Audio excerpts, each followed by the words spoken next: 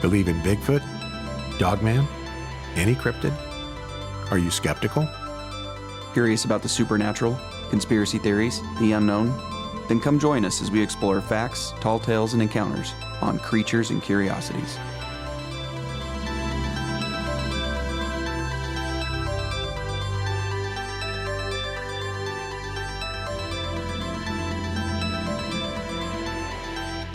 Hello and welcome to Creatures and Curiosities. I'm David. And I'm Jake.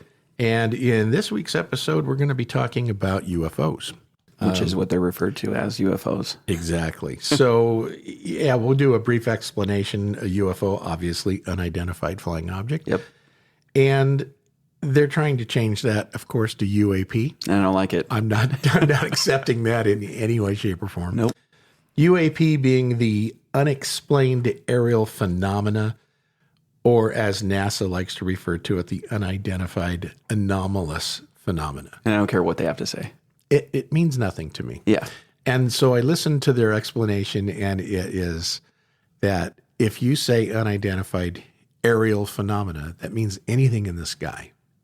If it's in the sky, it's a UFO. It's flying. It's unidentified. Yeah. It's flying, and it's an object that we don't know what it is. Right. UFO is perfect. Yeah. There is no reason to call it a UAP. Don't try to fancy it up. Yeah. Leave it alone. Now it just angers me. Yeah. So we'll be referring to it as UFOs. Throughout this podcast, it's a UFO. Until the day I die. Exactly. And that's just the way it is. Yep. So, Jake, what do you think? UFOs, are they real? Are they not real? I mean, they have to be, in my opinion. What they are is what I don't know. Could be government stuff, and sometimes I think it is. I mean, in the past, we know it is. As far as aliens go, I think something's out there. What I don't know is what it is. Right. I don't know if it's something from another planet or if it's demonic, something from another realm, so to speak. I don't know.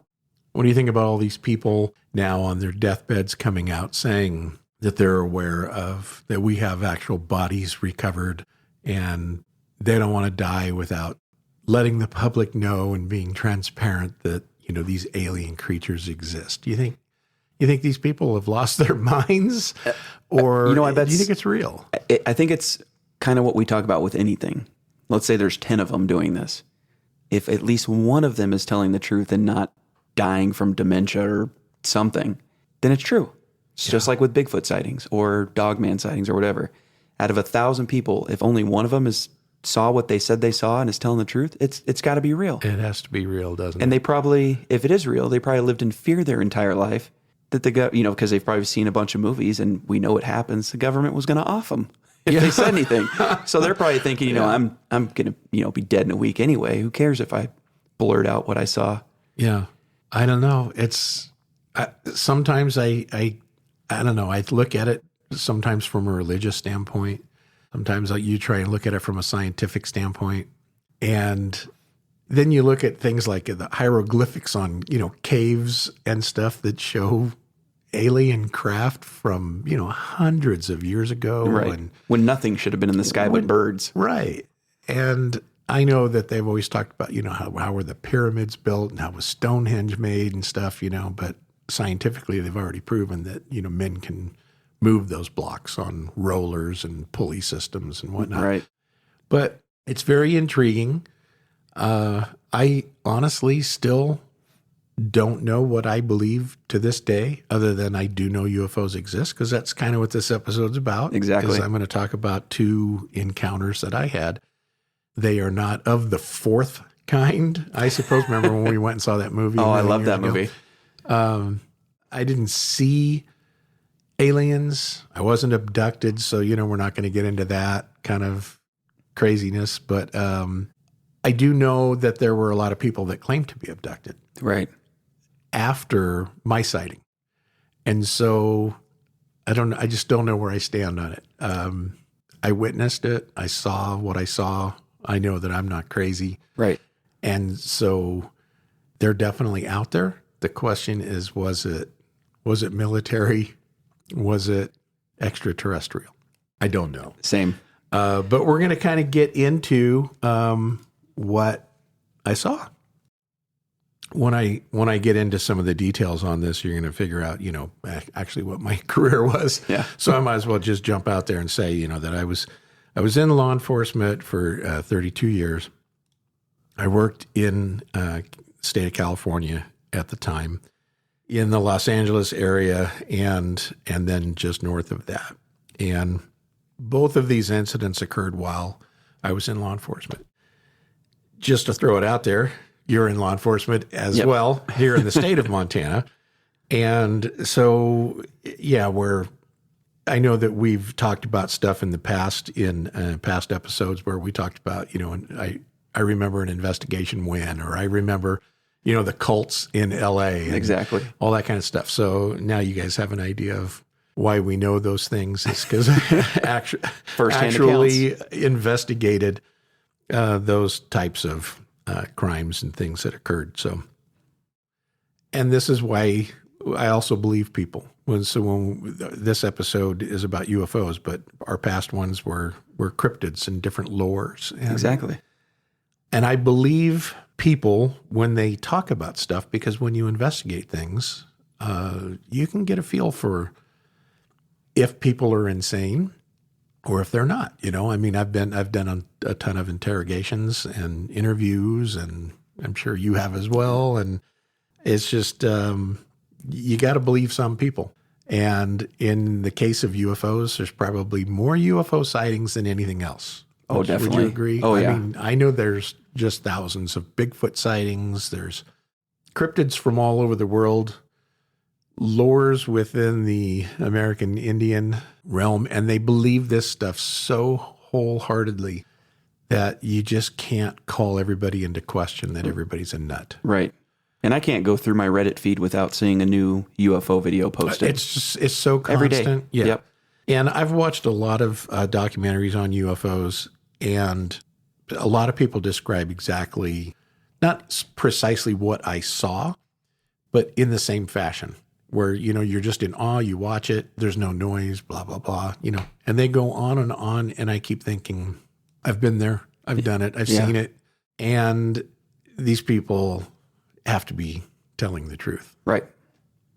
Again, the question, what is it? Right? That's a whole other story. So we'll get into my encounter, and then you guys can make up your own minds if I'm crazy or if I saw what I saw. So it's 1991, and I know that it was good weather. I was working in the Fraser Park substation, and it snows there. It's about a 4,400 foot elevation, so it doesn't snow very often in Los Angeles, but this is right on the Los Angeles County border between Kern County and Los Angeles County. And it snows throughout the winter in Fraser Park. I know there was no snow on the ground, so it had to be like late summer, probably heading into, fall.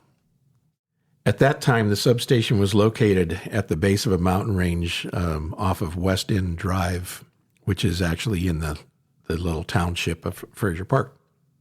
And so I was a senior deputy at the time, which that was the name of the rank. Other departments use corporal or, two-striper or agent, or, they have different names for it. But our department, they called it a senior deputy position.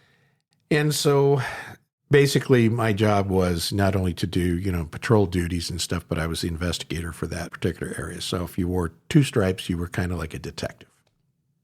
So I'm standing in the lobby and I'm talking to the substation clerk.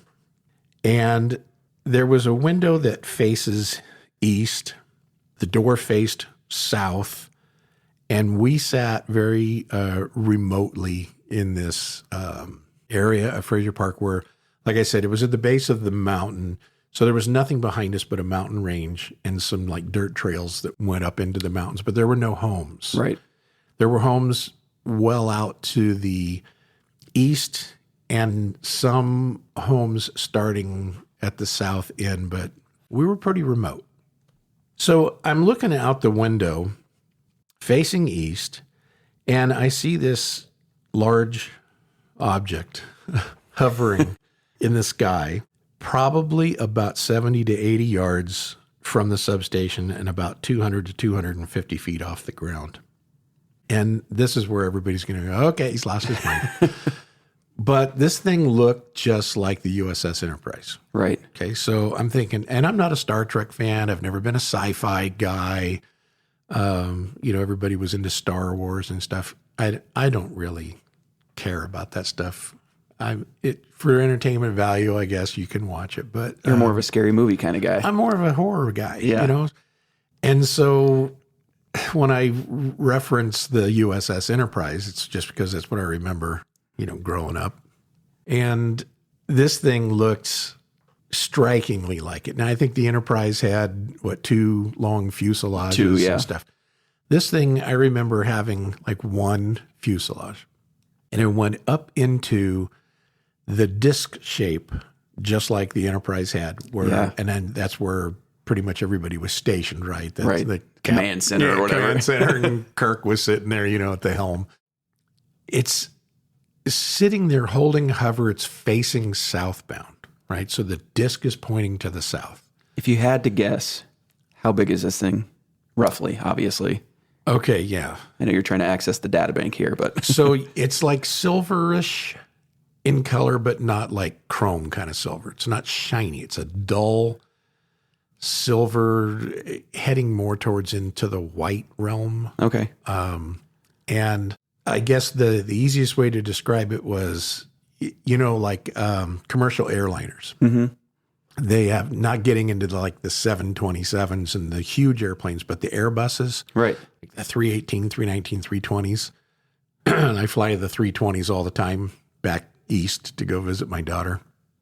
So like an Airbus 318 is about 116 feet long.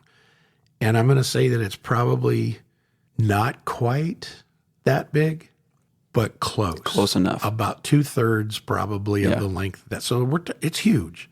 Yeah. Right. So most of those Airbuses, they'll hold like 160, 180 passengers. Right. Right.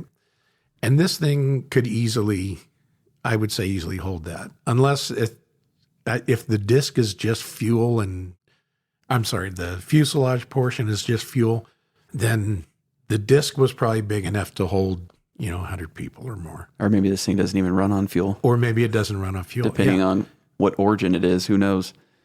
Yeah, so, it's this thing continues to hold a hover.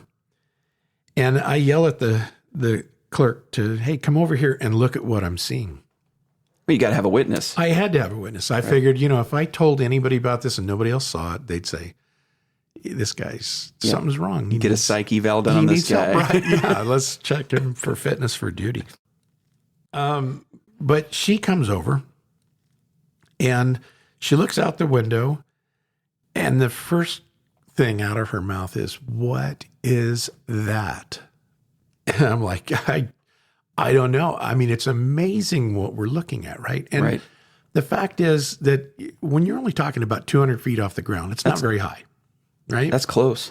It's really close. And I mean, I felt like I could have thrown a baseball and hit it. It was that close. Yeah. No dust movement. And mind you, we're at the base of this mountain where it's nothing but dirt and scrub brush and stuff, but there's no movement of dirt. There's no noise. It's just sitting there. So, I mean, I've done helicopter duty, and, you hold a hover in a helicopter and you're blowing dirt and dust and stuff everywhere, right? And this huge craft is not moving anything. There's no wind movement. There's nothing. And so the clerk says, we got to get a better look at it, Right. So she opens up the front door. We step out onto the porch, and both of us just kind of stood there in amazement and literally watching this thing for, it had to be, and you know what, when you're under slight duress, time gets away from you, right? Right. So it could have been 10 seconds. It could have been 4 minutes. And there's that phenomenon of the loss of time. Right. But I'm going to say we stood there watching this thing for a full minute to 2 minutes. Which is a long time. A long time. Now, And during this, I know you described the color earlier. Can you, because that's close, can you see any marks on it? You know how like United Airlines, it's got a big racing stripe. Does it got symbols, marks, Nothing. paint outside of Nothing. the silver color. No, and most craft has to have like a tail number on it, right? Something, yeah. And an identifier, and there was nothing on this. And of course, it's broad daylight, so I don't see like any lights in the little. I don't even know if you can call them windows because I don't really know what they were, but there were like little rectangular openings like around the disc. I don't know if those were windows or ports or what they were. Right. But so because it was daylight, there's no light coming from it. There's no markings on it anywhere. It's not making any noise whatsoever. Which is wild. Just sitting there, Yeah. holding this perfect hover. It was still. It's almost like a dream. Like this is unbelievable what we're seeing. Right.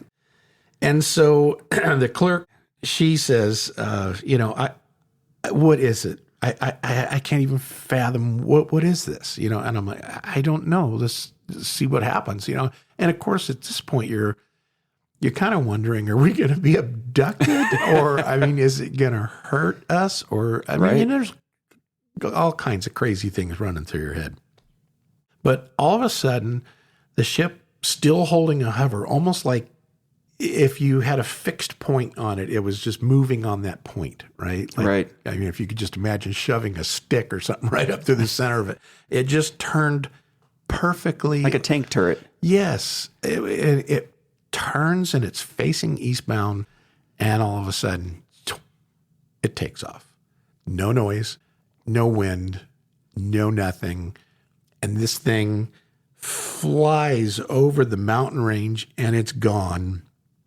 5-6 seconds tops. It's gone. Right. And so the clerk is like, "Oh my God, did you see that?" And I'm like, yeah, that's why I called you over here. Unbelievable how fast that thing left. And so, I had to try and figure out, the substation was located about 5 miles west of the I-5 interstate. Okay. The mountain range, the peaks of the mountains, and I did a lot of investigations over there because sometimes we'd have downed aircraft. There was a little phenomenon called like a wind slap, and those little Cessnas would try and fly over the Grapevine area. Oh, yeah. And the wind would hit them, and I don't know the actual term for it, but it's like a shear, and the wind would slap the little plane down out of the air, and boom, they'd crash.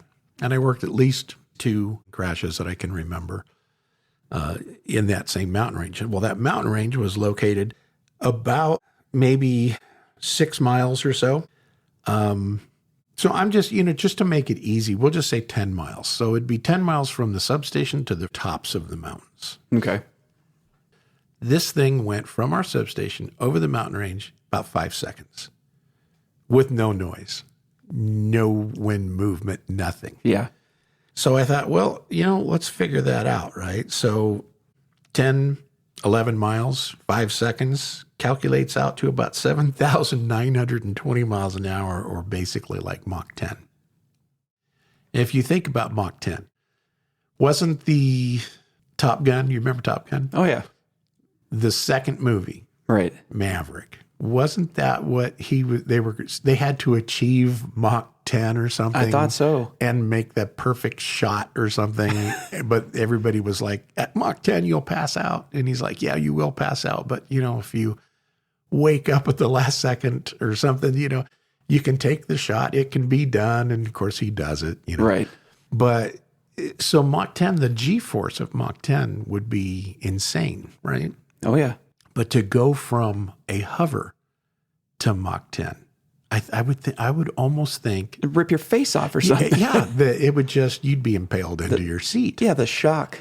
Because it's Yeah. not a gradual thing. Because Right. even when they do those tests on those guys, you can watch on YouTube, and their face looks like it's melting. Right. It's slowly gaining, Mach 1, Mach 2, Mach 3. It goes up slowly.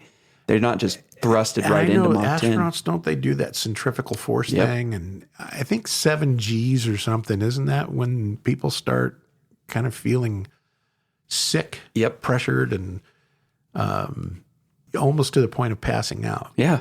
But imagine going from standstill to Mach 10 and gone in seconds. I don't know that You would any think that- human could withstand that. Exactly. And I may be wrong, and somebody can correct us on that and say, nope, we do it all the time. Yeah. But I don't think so. I think that what I've read is Mach 10 is just too fast for the human body. But anyway, the clerk and I at that point, we're looking at each other like, did we just see what we saw? And of course, we know we did. So Right. there's no mass hysteria going on here. We definitely saw what we saw. So we decided to go in. And of course, I'm leaving their names out of it because I didn't get permission from either one of them to talk. Now, my sergeant that was my sergeant at the time, he's now deceased. Still not going to use his name out of respect. But Yeah. we walked into the sergeant's office. And I told him exactly what we had seen. And he says, and of course, he laughs at us first, And then the clerk is like, no, we did. We saw it. Both of us saw it. And he's like, okay, well, do you think you could draw a picture of it? Sure.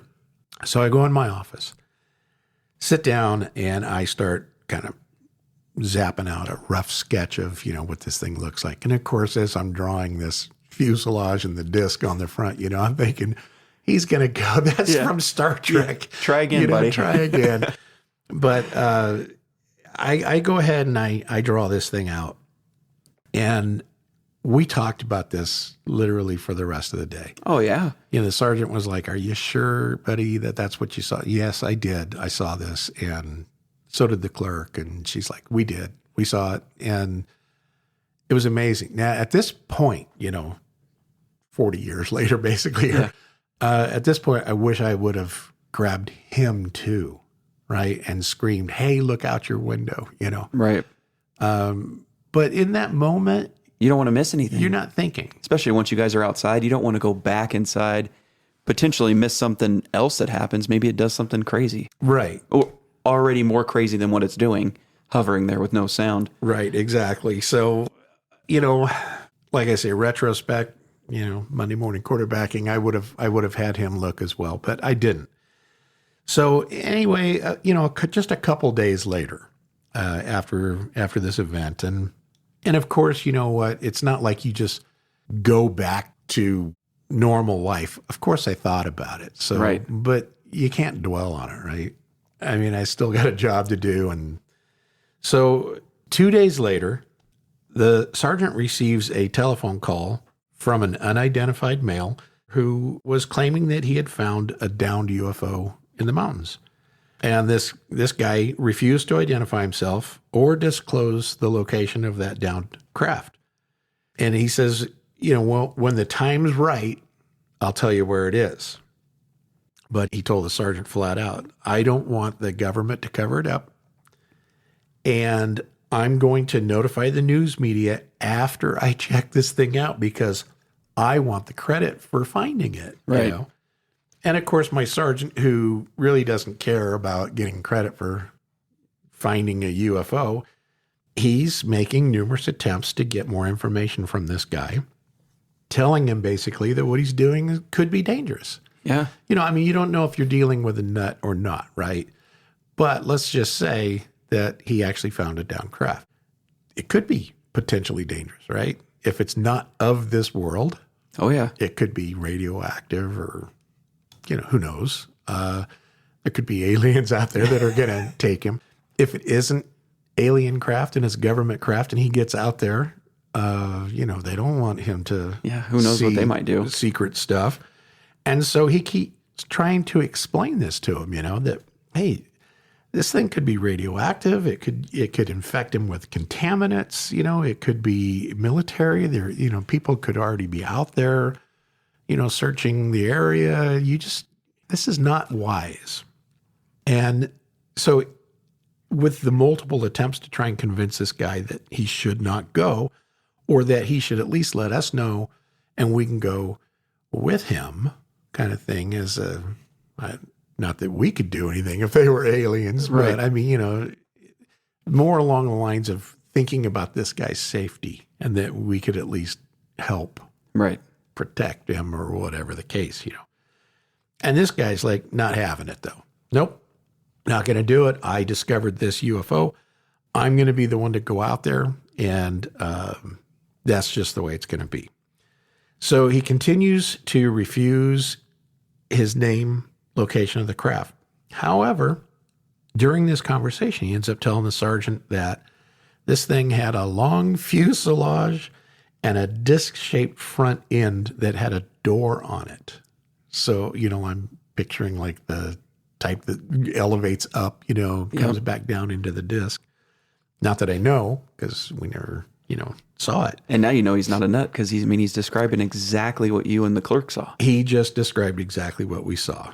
And so when the sergeant is telling me this, I'm like, my eyebrows are up like, that's what we saw, right? And so he's like, oh, no, we got to try and figure out, where this guy is and blah, blah, blah. But this guy tells the sergeant that he had tried to open the door, but he couldn't get it to open up. And he said that the ship was intact, but there was a little like debris field, some little pieces of the craft had broken off, as it crashed down through the trees and whatnot. Right. And apparently he collected a few of these little pieces of metal and he took them home, went into his basement and said that he tried to cut them. He tried to drill it. No matter what he did to it, it was impenetrable. He could not get this metal to break or cut a hole through it, nothing. And he said, it's a metal like I've never seen before. Of course, thinking of things like titanium or something, I mean, there are strong metals, right? But this guy's like, no, this is nothing of this earth. This was crazy. He says, I've ran this through all my tools and stuff and nothing's touching it. Nothing's even scratching the surface of it. And so he tells the sergeant, he says, well, I'm going to go back out to the crash site and I'm going to try and get into the ship. I'm going to work on that door until it's the last thing I do. And I got to see if there's anything in there. Right. So sergeant continues to tell him, hey, we can meet you out there. This is too dangerous. Don't do it. The guy's like, I don't care. I'm going to do it. And at some point, the sergeant actually gets this guy to give him the phone number that he's calling us from. And I don't know how he did it, but I think, he probably said something about, well, at least give me your number so that we can try and contact you. Once you've discovered your stuff, once you've turned it all over to the media, we're going to want a full report on this. So we need a contact number. So the guy gives him a phone number that was clearly a local Fraser Park phone number, because they had a prefix on them that was unique to Fraser Park. Right. And this is, cell phones existed, but this is back in the flip phone day, where you couldn't track phone numbers. Way back in the day, it's not like now. Cell numbers didn't have like a phone book and stuff, and then like AT&T and Verizon, they required a warrant. Right. Basically to get any information from it. It's a little different nowadays where everybody uses these are our phones. There's hardly any home phones anymore. But it wasn't like that back then. So this guy didn't give a cell phone number. He gave a home phone number that had a prefix that was unique to Fraser Park and the proper area code. And so at that point, we didn't look it up because I don't know why.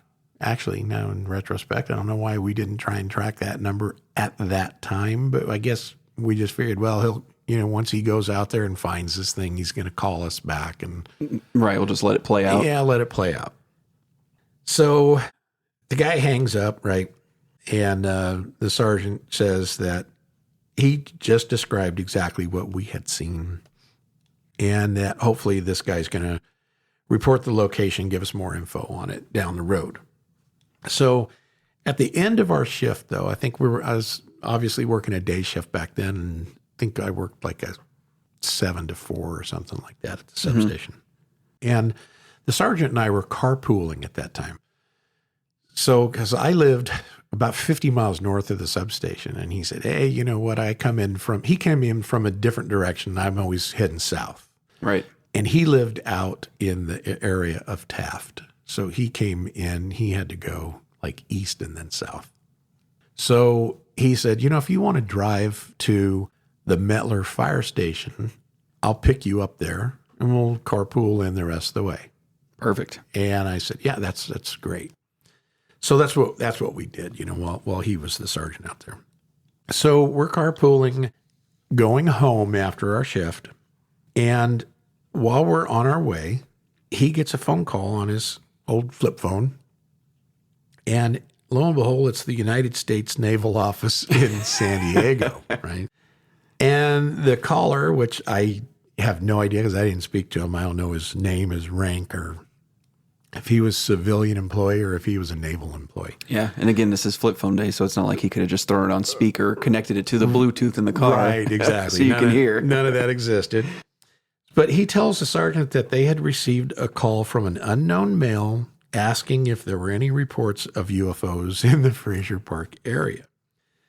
And this guy tells him that he had found a downed craft but refused to give any information on it. So the sergeant's like, well, you know what? We got the exact same call from an unidentified male giving the exact same information but refusing to give any details.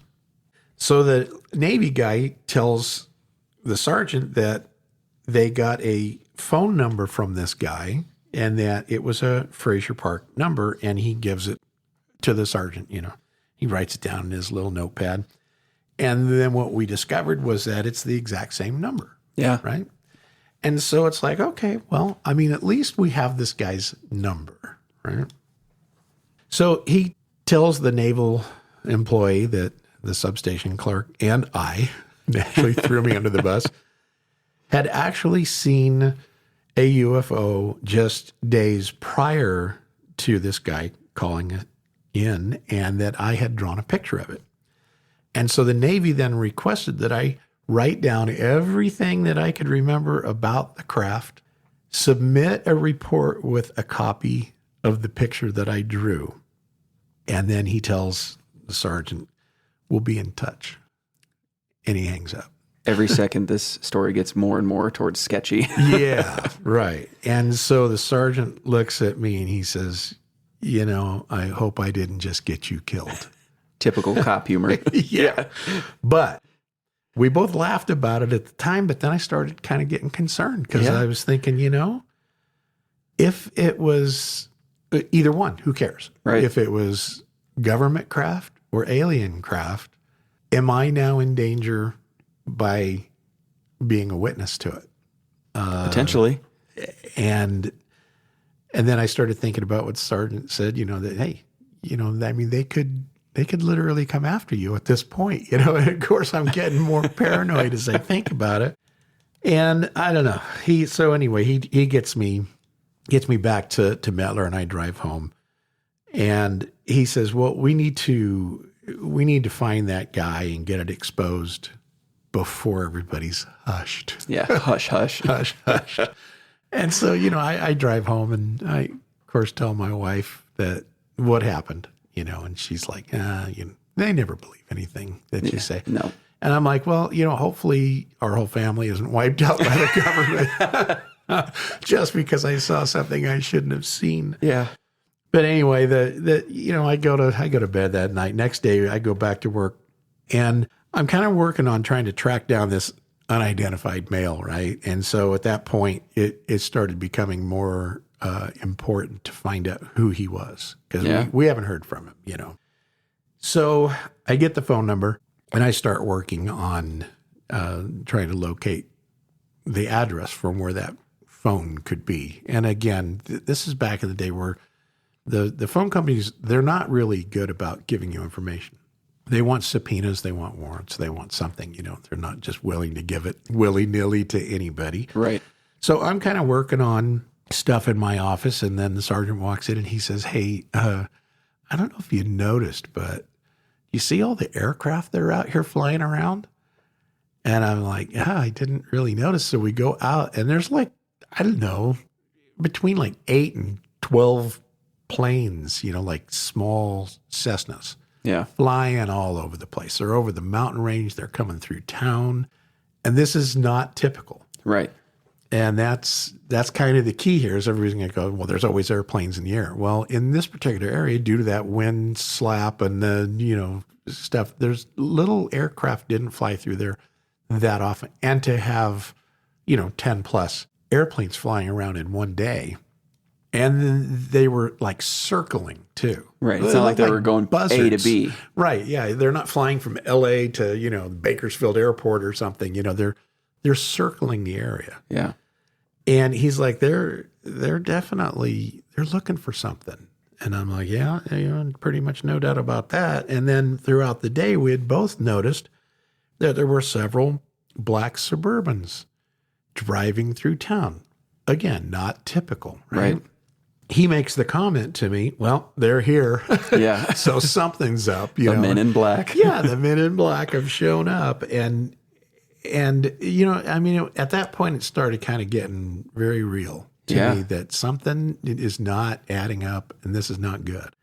And nobody ever contacts us, though, from that point, so it's not like they're coming to the substation to interview me or doing anything. They're just there looking around. Well, they potentially got confirmation that it's worth investigating. Yeah. Because they got matching number with the same guy. So now they're out there. They're looking for him or looking for the craft or what. Or both. Or both. Well, and then obviously both. I think the airplanes are doing aerial surveillance looking for the downed craft. The Suburbans are probably driving around looking for this guy. Yeah. But anyway, I finally, without getting into all the detail on it, I was finally able to determine the address where this phone call was made from. And it was this little house located off of Mount Pinos Way, which was just a few blocks down from the substation.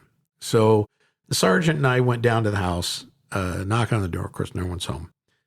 And I told him, as long as it's okay with you, I'm just going to sit on the house. We used to call it a code 5, which was a stakeout basically on something. And I said, I'll just sit on this house until this guy shows back up. Yeah. And as long as there's no, calls for service that I got to rush off to, I'm just going to sit here. So I sat. I just seemed like forever. But finally, a few days later, after sitting on this thing forever, sitting in my car, this car pulls up and into the garage. And I noticed that it was like an older age female. So I zoom up there, Mm-hmm. I jump out of my car, I go up there and I contact her. And she tells me that the home belonged to her and that she'd been on vacation and out of state. And so I told her, I said, look, we received a phone call from your house here from a male who wouldn't identify himself. Of course, I'm not telling her that he saw a UFO and all that. And that the government's shown up. Yeah. And that maybe she should be concerned. Yeah. I didn't say anything yet. And then she said, well, that kind of can't be because I live alone. I'm not married. I don't have any sons. So there shouldn't have been any males, in my house at all, period. And so I asked her, is it okay if I go into the house and talk to you about stuff? So we go in. I asked her what the phone number there was. I don't know if you remember, might even predate you, but phones used to be dials. Oh, yeah, the little rotary phones. So this is an old rotary phone. Remember, there was a little paper in the center of it that had the phone number on it, right? So that, because you couldn't remember your own phone number apparently back in the day. And so I look at the little phone and that's the number. Yeah. It's the number we got the call from. It's the number that the Navy gave us, right? And so I'm thinking, well, clearly the call came from this home. And that is the number that we have. And so I told her, I said, well, this is the phone number that male called us from. This is the number he gave us. And I said, and he also called the Navy in San Diego. And she says, well, that's impossible. He couldn't have done that. And I said, well, he did, and she says, but I don't have a long distance carrier. And again, for younger people that don't have any idea, when you had a home phone, you actually had to have a long distance carrier. Yeah. You could always call within your own area code, but you had to pay extra to be able to call outside your area code. Significant amount extra. Yeah. And so you had long distance service. Well, she had none because she said, I don't know anybody outside of Fraser Park, I don't really care. I don't use my phone that often. Right. But yeah, you cannot call out. So it couldn't have been my phone. So I'm like, well, this is insane, right? So none of this is adding up in my head because I know that's where he called from. The Navy gave us that phone number. And how could he have called San Diego from her house if she doesn't have long distance service? Right. So I don't know, is she involved or not involved, or, did somebody break into her home and use it because they knew she was out of town? I mean, I had no idea. Or maybe she doesn't even own the home. Maybe she doesn't even own the home. CIA plant. Yeah. Who knows? But, so I asked her, I said, listen, can I search your home for evidence of intrusion? And just to make sure that, maybe there is somebody there, right. hanging out. And I don't want to leave now and have her find out there's some guy in her home. Just to back it up a second, obviously trying to access something from a long time ago in the memory bank there, but can you remember, did she have, not in a rude way, but was she just dismissive, or did she have any looks of concern of what you were saying? No, as I recall, she was just like, it was shocked and dismayed that, why are you here? I just got back from vacation. I was just trying to relax, and, this deputy's harassing me. Yeah. No, I didn't feel anything against her at the time. Right. So looking back, do you find it weird that she wasn't concerned that somebody potentially could have been in her house? Yeah, probably. Yeah. Because she seemed to be very dismissive of the whole concept that I'm not married, I don't have any kids. Nobody should have been here, so You're wrong. They probably weren't here. Yeah. So yeah, so she agreed to allowing me to search the place. Right. I go through the house, I make sure there's nobody in there, and there's obviously no evidence of forced entry. So whoever was in there or whoever got in there either had a key or was really good about being able to slip in through, a window that. And she definitely had a basement. She did have a basement. So I went into the basement. I looked around, obviously, for tools and any metal that might have been left behind. There was just flat out no evidence that anything had occurred there whatsoever. How likely is it to guess that a home had a basement in that area? I would say that, there were half and half. Half and half, so it's a 50-50 shot. Yeah. If you're a guy just guessing and he throws out a number of a person he knows instead of giving you his own. If he's, if thinking on the side of him lying to you, he's calling you, he doesn't want to give you his number because he's paranoid, so he gives you his neighbor's number and he just guesses that there's a basement because he has one. Yeah, that'd be really, a 50-50 kind of a thing. I would say that it's not something you would do though, right? Right. I wouldn't think so. But if I was just going to say my neighbor's house over here, and I don't know if he's got a basement or not, why would you even throw it out there? Right. So there was somebody there. Yeah. It had to have been, right? They used her phone and there was a basement. I guess that's what I'm getting at. I'm asking the questions because I'm sure there'd be someone listening going, well, what about this? What about this? So just we could dismiss all that. Yeah. Those potential possibilities of those guesses. Well, and the hardest part about this whole story is I never could piece it all together. And so when we get all done here, if somebody wants to, give me their theory on it, I'm more than willing to listen. Yeah. Because it just got more and more bizarre, Right. So the bottom line is, because there was nothing there, I took her information, Right. And she said everything appears to be as she left it, and that she didn't see any sign of disruption in the house or anything. So I'm like, okay. So I get her info and I leave. So I go back to the substation. I end up contacting the phone company and did all the little hoops, and jumped through the hoops that I needed to for them to confirm that phone number belongs to that address and that it did, in fact, not have a long-distance carrier. No calls had been made to San Diego, as stated by that naval employee. Yeah. And that they did see that there was phone calls to the Fraser Park substation. Which answers from that phone. part of the question, but it doesn't answer how the Navy got the number. How'd the Navy get the number? How'd they know? If he couldn't call them from that number, why are they saying he called them from that number? Why are they confirming the number when, in fact, the phone company confirms there was no call Exactly. to San Diego? There's the mystery. I don't understand it. I don't know what happened. You can say, oh, nope, just an error, I suppose. But, phone company keeps records of every phone call that goes out. Right. Still to this day. You can call AT&T and get a listing of every phone number you've ever called from your cell phone. Right. They also can track text messages and everything else, And while the technology was different in 91, home phones had a list too. You used to get your bill and it would list every phone call that you ever made, so that you could see your long distance phone calls. And with them saying there were no calls ever made to San Diego from that number, then how did they get that number? Unless that's how deep the cover-up goes, that they were able to somehow get in contact with the phone company and delete something. Or just because it doesn't make sense. Hop into the computer system and hack into the system and delete the phone calls. So and now you're into a conspiracy theory, right? And so at this point, I'm thinking, okay, I don't even know what's going on. Right. All I know is that it's weird. I saw a UFO. Somebody else said they found a downed UFO. They called from a house that they couldn't have called from.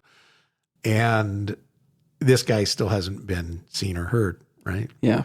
And so bottom line is I tell my sergeant exactly what I found out, that I had talked to her, searched the place, found out from the phone company that, the phone call was made to this Fraser Park sub, but it was not made to the Navy office.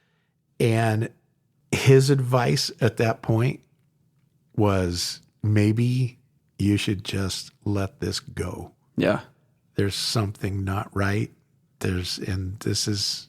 Do you think it was advice or an order? I think it was his advice. Okay. I think if I wanted to pursue it, I could have, but I think he was getting concerned that there was more to this than met the eye. Right.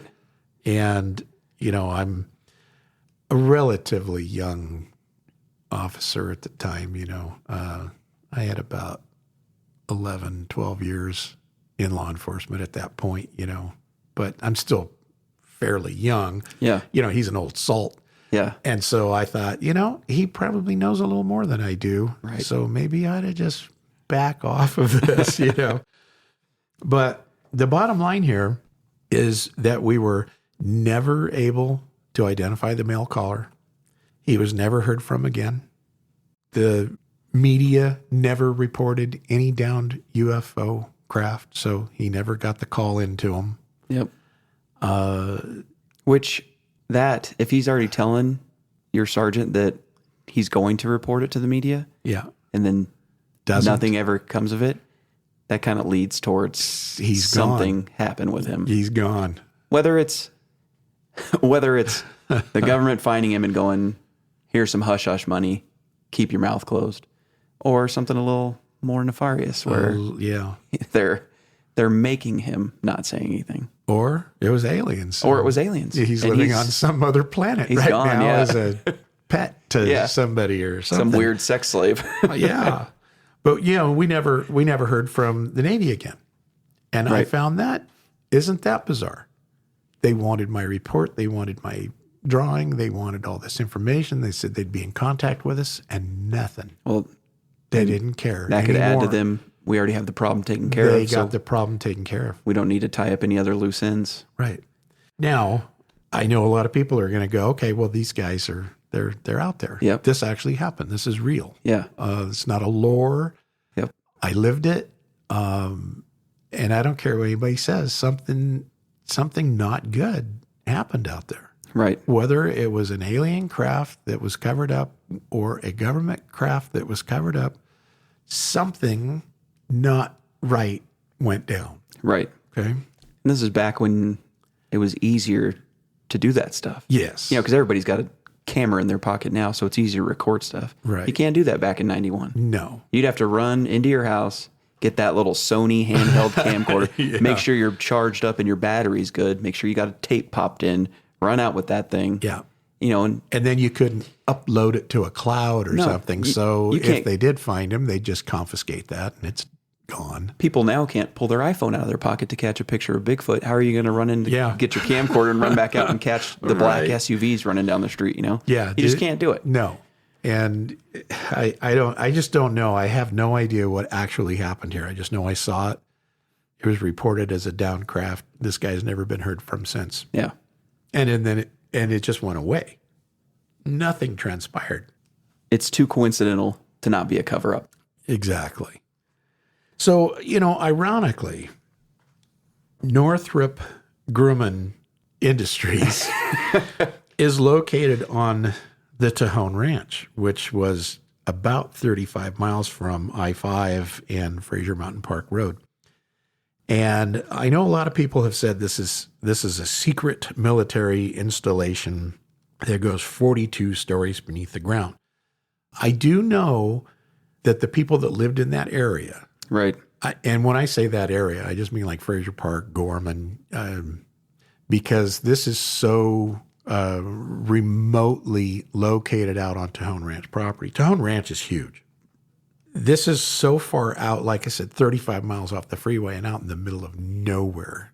In fact, I'm going to put like an aerial map of it up on our Instagram so you can kind of see how far away this actually is.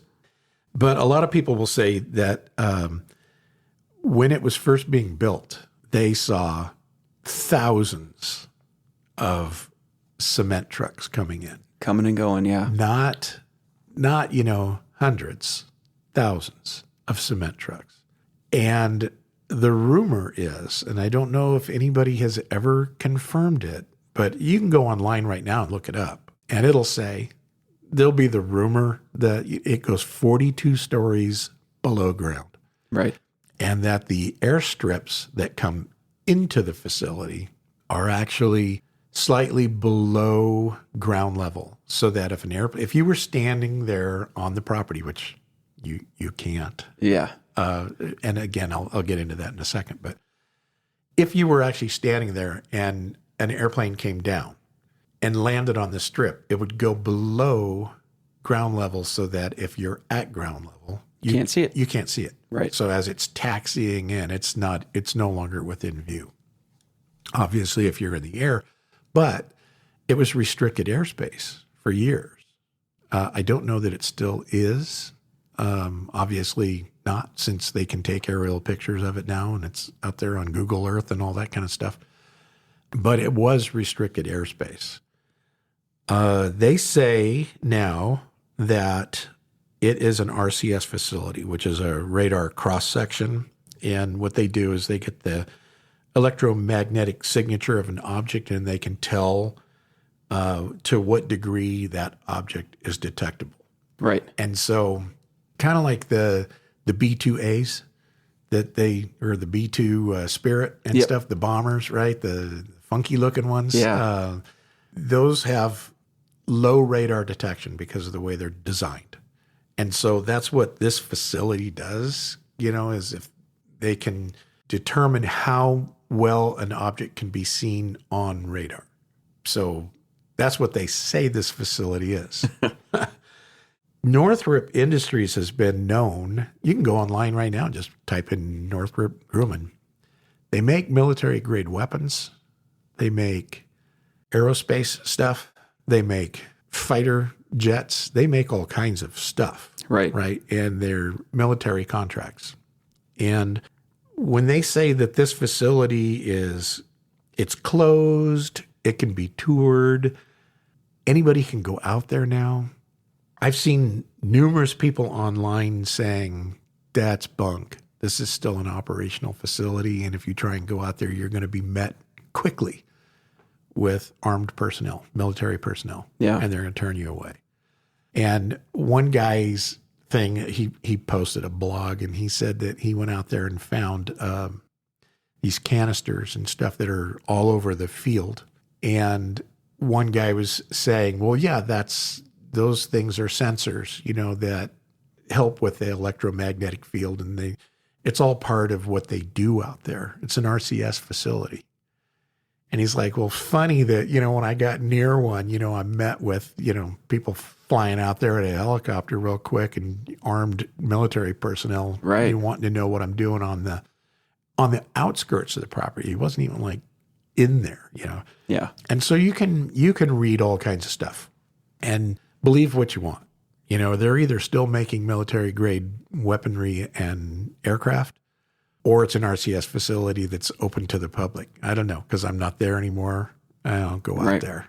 But nonetheless, back in the 90s, it was an operational facility. Right. And Lord knows what they were doing out there. I'm sure there's a lot of secret stuff, and there should be. So I'm not trying to make it sound like, our stupid government, It should be. I don't think the public should know every military craft that we have. Well, it's more so you don't want the enemy to know. And you don't want the enemy to know. Yeah. And so we have to have some kind of standard on, secrecy. You got to keep the upper hand. And I'm good with that. Yeah. So I'm not one of those guys that says, this place, they're concealing aliens there and stuff. However, that has been stated. So there were a lot of people that have lived out in the Tejon Ranch area that claimed during this time that they'd been abducted and taken to that facility and whatnot. I'll kind of get into that a little bit later on the second issue that we had. But I just found it kind of funny that the craft that I saw was literally heading in that direction when it took off. Right. When it's, hitting its Mach 10 over the mountain range, it's literally heading right towards the secret operating facility. The secret operating facility that's heavily guarded. It goes 42 stories below ground. So getting on to that, several UFO sightings had been seen in that area and surrounding areas for years. From like the mid 80s through the mid 90s seemed to be like the hotbed for that particular time. And a lot of people that lived on Tejon Ranch, they claimed that uniformed military men and little gray alien beings had been seen at that facility, in and around that facility, and that they'd been kidnapped, taken there, taken underground, not like in the movies where, they have experiments on them and stuff. Right, where they're peeling their eyes open. Right, putting needles through their pupils and things like that. They didn't report that kind of stuff, but they did report that they were taken there, escorted by military officials, interviewed by alien beings and things of that nature. And those people were all chalked up as nuts. Yeah. I remember that back in the day. And I know the Bakersfield Californian actually had run some articles on UFO sightings and abductions on the Tejon Ranch property. Yeah. And if people would argue that, they wouldn't do that because people would spill the truth, but they did try to. And then everybody just said, you're crazy. No, you don't have any proof. But back then, or even now, if you were kidnapped by the military, it's not like they're going to not search you. Right. They're not going to let you sneak in some kind of recording device. They're kidnapping you. Right. They're taking you. Yeah. You have no say in the matter. You'll have no evidence of it whatsoever. Yeah, unless you're walking around with secret recording devices hidden inside you, which I doubt anybody is. And if you are, you need to tone it down a little bit. Yeah, exactly. But it's the perfect cover because that's what you would say. It is. I was kidnapped and taken to an underground base 40 stories below the Earth's surface. I was interviewed by a gray alien while military personnel escorted me around. Right. And then I was taken back to my home. You'd be like, yeah, okay. And then everybody just say, this guy's lost it. Yep. And you'd have no proof. And especially in the 90s. Especially in the 90s. You didn't have, at best, you had a dictaphone machine or something, a big tape recorder in your pocket that they'd find immediately. But even if they found your iPhone nowadays, they just take it out and chuck it wherever. Right. Keep it in your car, throw it in your living room as they took you. Right. Anyway. Yeah. Well, so that particular incident it did in fact happen. I still to this day have no idea what I saw or what actually happened and why the chain of events occurred the way they did and why nobody cared within a week after this thing happening. And so I can't explain it. If anybody has a theory on what could have happened, shoot. Thinking about it now, though, as we talk about it, if it was government, it wouldn't have taken them 2 days, 2 to 3 days to head out there to start finding where their craft crashed. You would think, right? Right. If you're running, they would know that immediately their craft went down. If you're running test runs on something and your pilot goes down, you're going to go out to the potential site right away. You're going to start circling those planes right away. You're not going to wait 2 days later. And case in point, that did happen.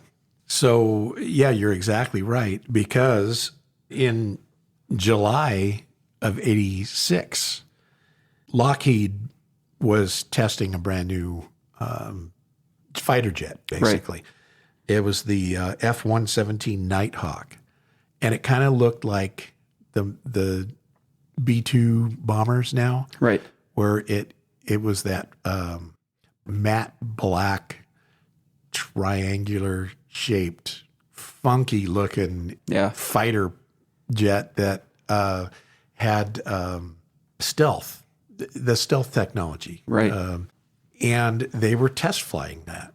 And there was 1 million calls came in. There's a UFO in the Kern Canyon. Well, this thing actually crashed, killed the pilot, started a 150-acre fire. Yeah, set the place ablaze. And the military came in like gangbusters. They shut down the entire Kern Canyon Road, which is basically one of the only ways in and out of like Kernville, some of the other little communities up there, but that particular canyon was the 178 highway. Right. And it came out of East Bakersfield and went up through the canyon, and the Kern River came down through there. And that was the only way really to get up to the whole Kern Valley area. And they shut that thing down because they did not want people seeing this aircraft. And that was immediate. And it was immediate. Right. Yeah. So that's kind of the theory there is if this was a government craft, they would have responded just like they did to that one. Right. Which kind of leads to it being not. I didn't even think of that. Yeah. That's a really good point. Yeah. So they were concerned that there was a UFO down. And they wanted to get on it once they found out. Yep. That's why they called local law enforcement to confirm, hey, you got anything going on over there? Well, yeah, this guy called. And they're probably thinking, oh, shoot, this guy called us too. We got to start sending agents out there. We got to get planes in the air. We got to find this thing before somebody else does. Yep. That's what happened. So the question is, where is he? Yeah. Is he in a facility still being interrogated to this day, or is he buried out in those hills by the crash site? That's terrible, but who knows? Yeah. So anyway, moving on to my second encounter. And at this point, we kind of named this episode, They're Out to Get Me. This is when I started kind of feeling like... that they were out to get you. This what's happening to me, Right. Especially in the short time frame. Yes. So this is like the spring of 92. Yep. So we're only talking a few months later. Yep. Spring of 92. I am still stationed at the Fraser Park substation. And I had a great working relationship with the game management director of the Tahoe Ranch properties. And of course, he asked me, hey, do you like fishing? And so I'll preface this with, back then, okay, in 92, you could hunt on Tahoe Ranch. They had elk out there and stuff. You could hunt it, but you had to buy a permit from them. And it was $3,200, if you can imagine, to get a permit to hunt on Tahoe Ranch. Which would be $20K now minimum. Oh, yeah. At least. I mean, like if you're a non-resident, it's like $900 or something to hunt an elk in Montana if you're from another state. Yeah. But think back then in 92, it was $3,200 to get a permit to hunt Tahoe Ranch. I don't remember how much it was to get a fishing permit. But anyway, I digress. The fact is, he says, if you enjoy fishing, there's this little lake that you'll love. And I'm going to give you a pass, and it's an annual pass. And you can go out there and fish that anytime you want. Which is just like a dream. It was a dream. Yeah. And it's like, I don't know, about 20 miles east of Interstate 5 out off of like Wheeler Ridge area. And it was out in the middle of nowhere. Again, I think it's actually called Reservoir Number 2 or something, but they used to call it Hidden Lake. And because it was so remote, you had to go through 2 different gates, big gates on the property to get there. And of course, I had a key, being a law enforcement officer up there. We had to be able to access their properties when illegal hunters or something, were out there. So I had my key. I went out there a few times. The fishing was unbelievable. You could throw anything you want. I don't care what it was, just a bear hook. Yeah. Throw a bear hook out in the water, and as long as it flashed a little gold color or something, like boom, you had a fish. That's awesome. And that's awesome. I caught like huge bass, and it was just an amazing fishing lake. And he says, well, you can take friends out there if you want, but they cannot go by themselves. You have to be with them. I'm Understandable. like, absolutely. Yeah. And, we'll pick up trash or anything, just to have that kind of a privilege. Right. I thought, I got to make this the best experience possible for them and for me. And so I decided one day that I would ask this fire captain. Now, he wants his name squashed, so I'm not going to say his name either. Yeah. But he was a captain with the Kern County Fire Department. And I said, hey, do you want to go fishing at this awesome little lake? Because, we're going to catch a ton of fish. And he's like, of course, that sounds great. So he agrees that we'll do it. And so we decided we both just bring our fishing gear to work with us. Yeah. And we'd leave after we got off shift.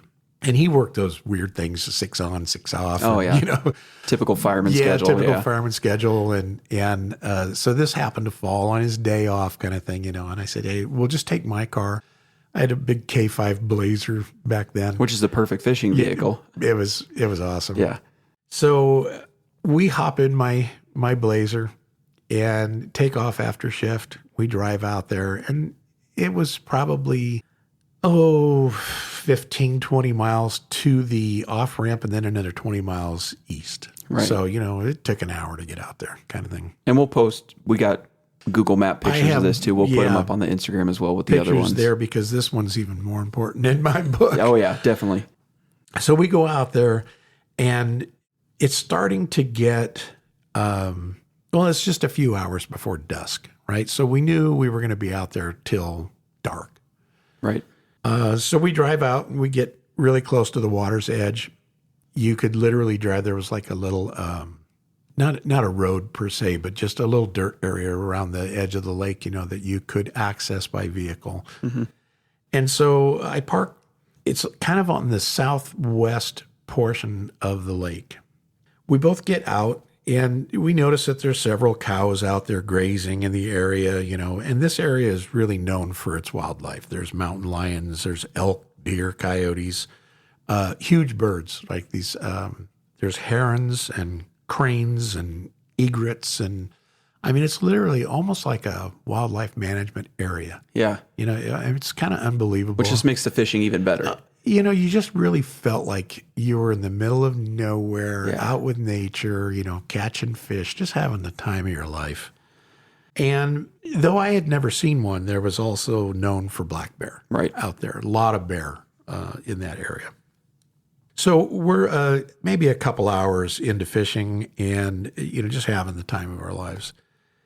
Catching a ton of fish, doing catch and release, of course, and just letting the fish go right back into the water. And like I said, it didn't matter what you threw. At this point, I'm throwing like a top water plug on there, popping it through the water, and, boom, 6-pound bass on it, and it's like, this is just unbelievable. We're having a great time. And then all of a sudden, I notice that just as the sun is starting to set, it's still clearly light outside. Right. Beautiful orange sky, as the sun's just really blowing up the colors in the sky. And the cows out there start mooing. And I'm thinking, how cool. Cows are all, literally like screaming, talking to one another, Yeah. And then they start running, like stampede style. And they're heading up like over this little hill mountain. You're basically on the backside of the Tehachapi mountain range. So they're big mountains, but this was a hilly area. So the cattle are running over the hill. Right. And they're screaming, right? It was unbelievable, actually. And so then I started thinking, oh no, it's got to be a mountain lion, right? Yep. Some kind of predator in the area. It has to be a predator in the area that has spooked them. And actually, at that point, I'm thinking, well, we're okay. I got a 45 on me. You know, I mean, if a mountain lion wants to get too close to me, even though it was illegal to kill a mountain lion and a hefty, hefty fine, if not jail time in California at that point. Right. And then they started killing people. So then there was the moratorium, kill all the mountain lions you want. You know how we fluctuate. We do it here too in Montana. Oh, yeah. Don't kill a wolf. And then it's kill all the wolves you can. It was the same thing, but this was during a time when you couldn't kill a mountain lion. So I was like, well, at least we're close, to the blazer. We can run back if we need to. And so we just continue fishing. Well, then all of a sudden there's big egrets that are out in the water, right? And they take flight. They're terrified too. Something's going on, right? So these big birds, they hit the air, and next thing you know, it's just like eerily quiet. There's just nothing. There's not even a cricket, chirping. And we're standing there on the embankment, poles in hand, kind of wondering, why did all the wildlife leave? What is going on? Right. And I mean, you could hear a pin drop. All of a sudden, out of the blue, kind of coming on from quiet to loud, right? But there's this like turbine engine noise, and is literally like it is winding up like an airliner. Right. Right. As they fire up the big jet engines, and then you can hear the building up, and it's getting louder and louder and louder. And I'm looking at the captain, and, he's looking at me like, what in God's name is that, Right. And where we were, I suppose you could say there would have been some echo to the area, but not really, because we're surrounded by hills, and this sound was like on top of us. So it's not like it was coming from the distance somewhere. It was like it was directly above us. So I'm thinking, well, I don't know what it is, but I mean, it's getting, because you can't see anything. No, it's deafening though. Now it's actually kind of hurting our ears. It's so loud, right? And so I look up, and there's nothing there. Literally nothing there. All you can see is just the beginning of the twinkling of stars, at dusk, as the sky is getting a little dark, but you can still clearly see everything. Right. So I don't want people to say, well, it's nighttime, you idiot. Of course you didn't see anything. The sky is still orange on the horizon. And so it's still enough daylight that if I was to try and tie on a lure or something, I could see what I'm doing. Right. It's light enough, right? But the stars are just starting to show themselves in the sky, right? So I'm looking straight up, nothing there, noise is loud, right?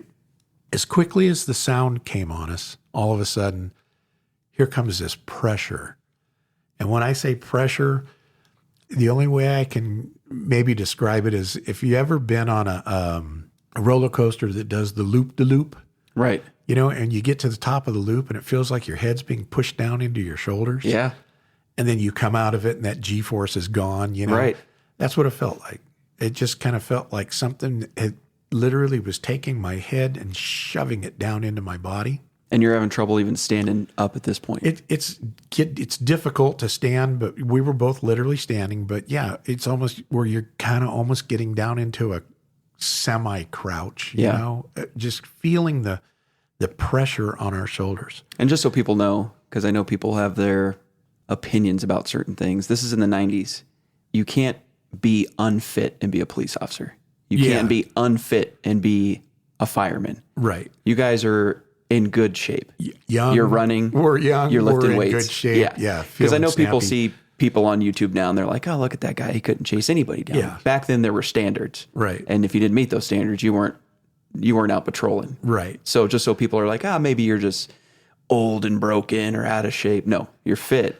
You're young. Right. And you're having trouble standing up because of the amount of pressure. Right. And it's a ridiculous amount of pressure. Right.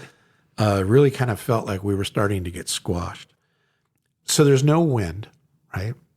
It's more like sound waves or G-force pressure. I just don't know how else to describe that. It's kind of like it's not like there's anything turbulent going on. Because you're right by the water. You're not seeing any ripples. There's nothing. Trees there. Nothing's blowing. No.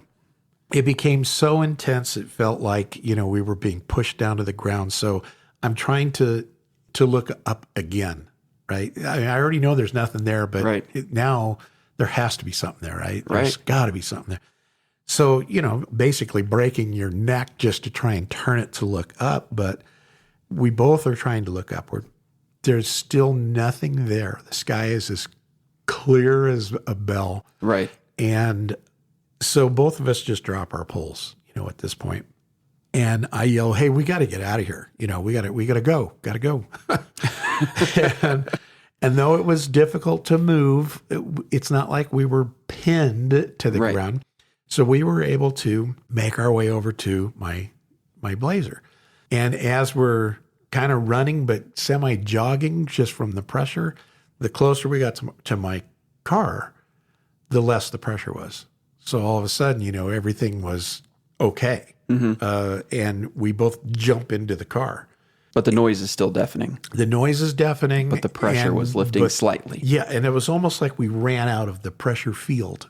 Okay. Yeah, I know that sounds really stupid, right? But it's kind of like there was a centrally located area of pressure pushing down. And once we got clear of it, you were good. Then we were able to run. Right. I'm going to say that the run consisted of no more than about 40 yards. Okay. Okay, that's maybe even more like 30 yards away. So, but when we got about maybe 10, 15 yards or so from the truck, that's when it started lightening up. Okay. Right?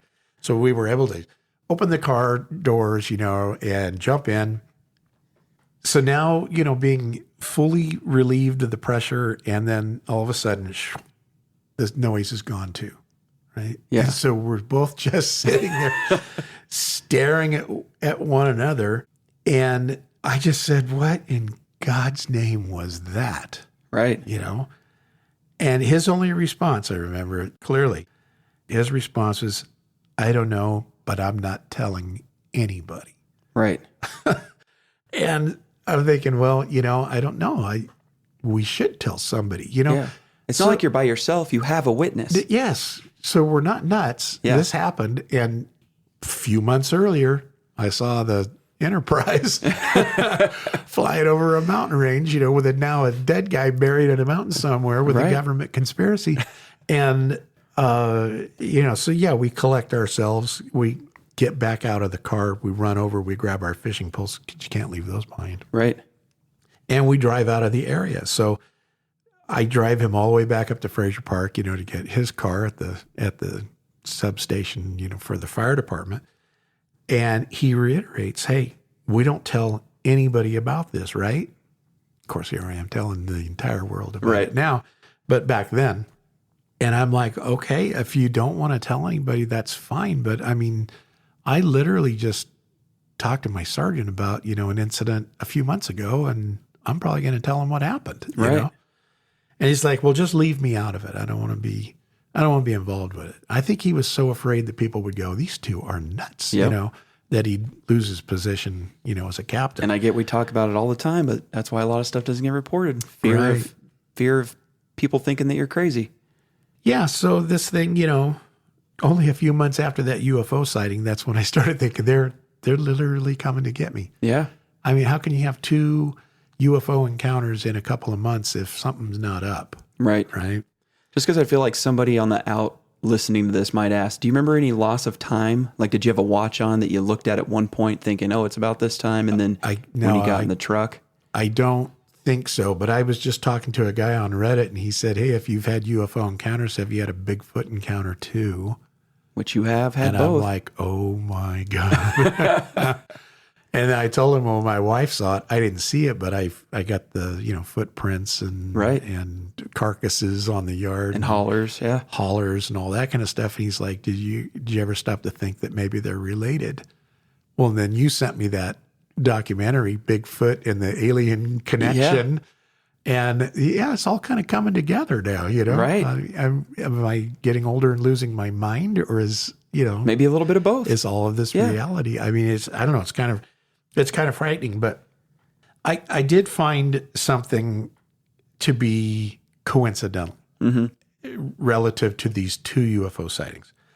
This second incident occurred only 20 miles north as the crow flies. You know, Right. you couldn't drive, it'd take 45 miles to get there. But as the crow flies, Northrop Industries is 20 miles south What a coincidence. of where that incident occurred. Right. And so, you know, you got to kind of wonder if there is some involvement from Northrop Industries. Were these secret government weaponry, aircraft that were being tested, you know, in the Tahone area, Right.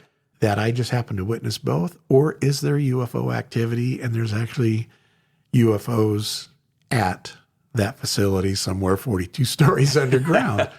I don't know. Yeah. I don't know. Could be both.